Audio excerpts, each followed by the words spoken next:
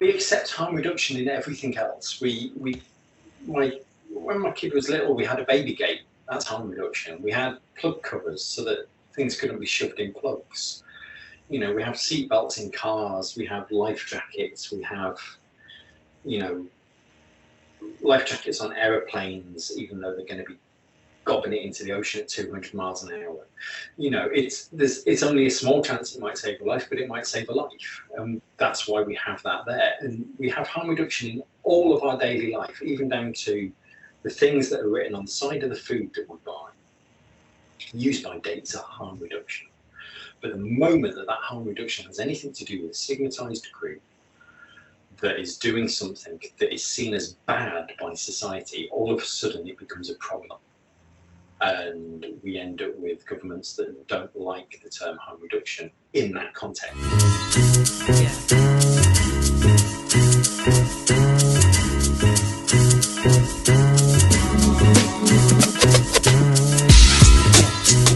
The promenade, the people walking, the people talking, facade. I can't ever adequately explain what it is I do. I run some websites. I work for a company called HIT, who do information and training and education. We run conferences every year. That's my kind of day work. But I also do photography work and activism work, and I run things like the Naloxone website, naloxone.org.uk.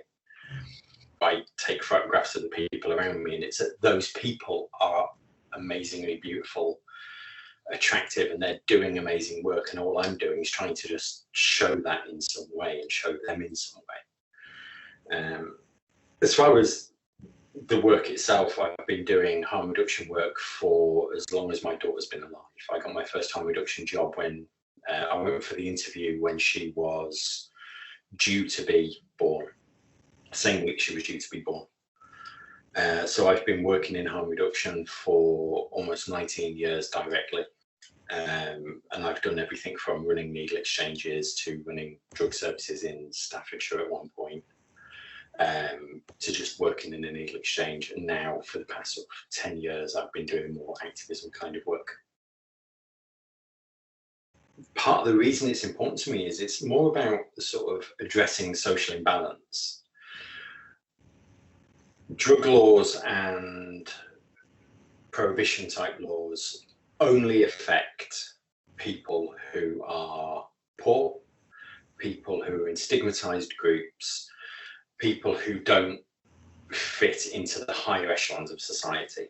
So if you're an MP at Westminster having the occasional line of cocaine, nobody really cares. You can even get on the front page of newspapers and still nobody really cares.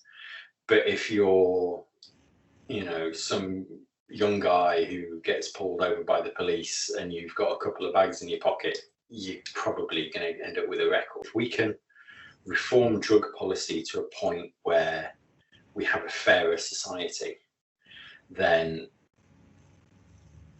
things just tend to get better. I went into harm reduction work in the first place. I was working in the Derby Royal Infirmary in the hospital here, and I'd had a bit of a passing interest in drugs. A lot of my friends when I was younger were doing a lot of drugs of random sorts. But we had a patient in the hospital. I was a healthcare assistant. We had a patient brought in who'd overdosed. He deliberately overdosed to try and kill himself on heroin. And he was semi-comatose, but he was screaming a lot for a number of days, off and on. He wasn't given any substitute medication. He wasn't deemed to be conscious enough to need it. And when he came around a few days later, he had a level of brain damage, but conversations with him, it was clear that he'd been very aware of everything he was going through and everything that was happening in the room. And I'd been going in and trying to have conversations with him when he was semi-conscious. And this is going back to sort of the very early 90s. And I just decided, well, the sort of early to mid 90s, and needle exchange was sort of in the news a bit. And I just decided that's kind of what I wanted to do. I wanted to work in that kind of environment, because I didn't think it was fair that this guy and people like him were left in that way. The one that matters, the only one that really matters, is I've got a kid.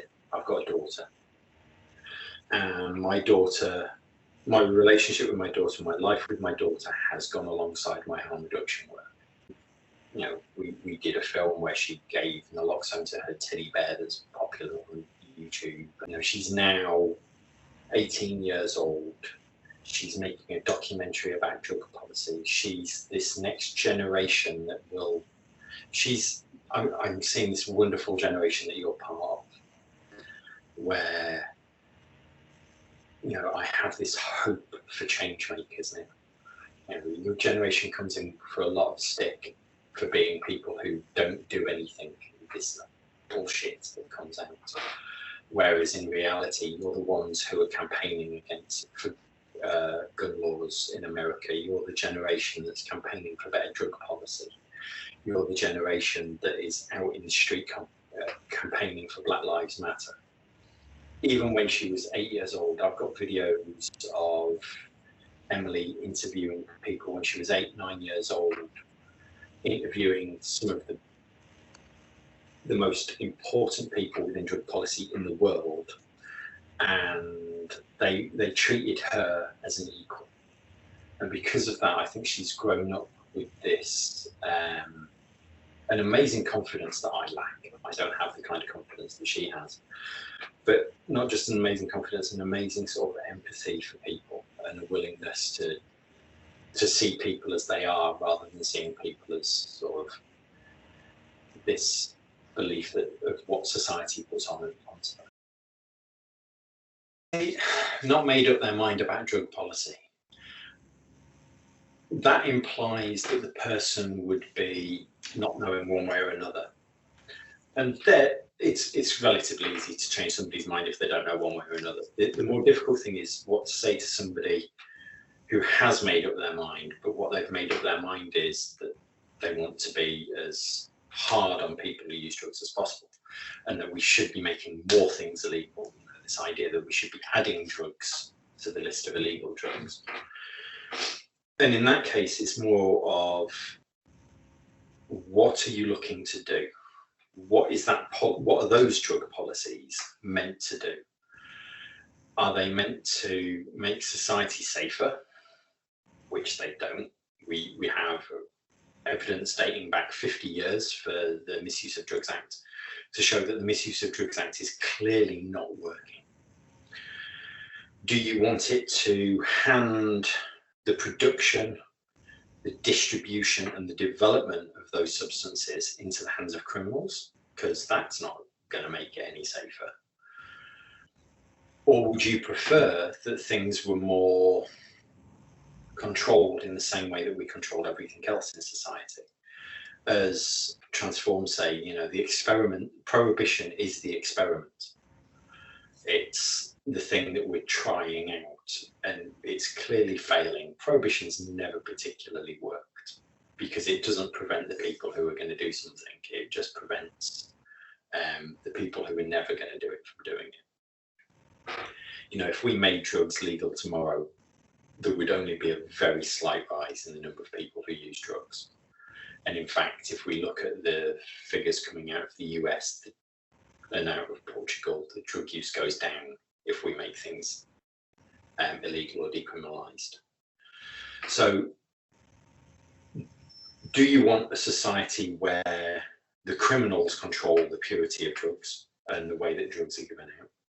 Or do we want a situation like when I buy paracetamol and I know how many milligrams of paracetamol I'm getting because it says so on the packet, and that packet has been tested and that's produced in such a way that that tablet will always have that much in? Harm reduction is humanistic, pragmatic, and honest. That's the whole point. People don't get into a problem with drugs if their life's going really well. And yes, using large amounts of drugs can increase how badly your life goes. But if your life was really, really good to start with, it takes a lot longer for that to become an issue. So it's clearly not that aspect of it. It's that environment around us and the world that we're in that causes the issues. The condoning drug use thing that's like saying that seatbelts condone speeding. It's, and they do. There's studies to show that people drive faster when they've got a seatbelt and when they've got airbags. But we don't then cover the inside of a car with broken bottles and pins and nails sticking up out of the wheel. Because if we did, there'd be no car accidents for the next couple of years because everybody would be driving at 2 miles an hour. But we don't do that. We are pragmatic in that we go, well, people are going to be traveling at a speed, so we're going to make cars as safe as possible at that speed. We can speak out. Not necessarily at sort of levels that, although I do think it's important to speak out at all levels. You have people like Carl Hart who speaks out saying that we should all be more open and out about our own personal drug use, and I agree with him to a certain extent, although it is far easier to say that if you're in a place of security than if you're not in a place of security. So as a tenured professor, it's very good for him to speak out. And a lot of the people that he's speaking to are at that kind of higher level of, this politicians and people who should be speaking out about their own drug use. And they do occasionally speak out about their own drug use. But we should all be speaking out on some level, even if it's just when one of our relatives uses the term junkie or uses the term addict in a derogatory manner. We should correct language the same way that we do if somebody uses the N-word when they're talking about race. One piece of harm reduction advice that I would use, especially if I'm working in a new needle exchange or I'm working with injectors who I've not met before, would be asking them when they use an alcohol swab. Do they use it before or after they inject? What you find is an awful lot of people assume that you use it afterwards to clean up the area. And what happens is that using an alcohol swab promotes bleeding. And if you promote bleeding, you promote bruising. And you see people with a lot more bruises as a result. So just getting people to use an alcohol swab by wiping once down on their arm before they inject, it will mean that they get less infections, less tissue infections, they bleed less afterwards, and it's this piece of advice that has an immediate reaction.